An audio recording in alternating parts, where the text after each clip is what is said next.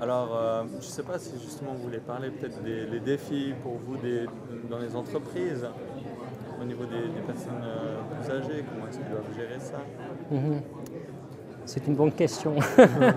Alors, mes recherches montrent en fait que on ne peut pas prédire en utilisant seulement les critères simples si quelqu'un va devenir un bon leader ou pas. Alors, je pense qu'il y a beaucoup de travail à faire et qu'ils doivent utiliser beaucoup plus la psychométrie faite par des professionnels, bien sûr, pour gérer mieux leurs ressources humaines, de mettre les personnes là où ils doivent être, d'avoir une très bonne adéquation entre les exigences du poste et les caractéristiques de la personne qui va occuper le poste et ainsi de suite. C'est-à-dire une approche beaucoup plus scientifique dans le management.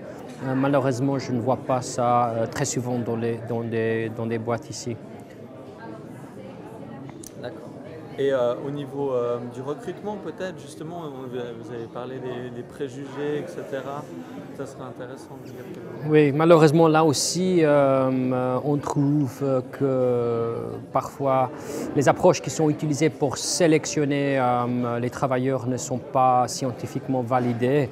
Hier, j'ai lu c'était le 30 minutes, je pense, ou le Matin Bleu, qu'il y a des firmes qui utilisent maintenant les médiums pour mieux sélectionner, ce que je trouve absolument dégoûtant et ça me choque vraiment énormément qu'on utilise l'argent de cette manière.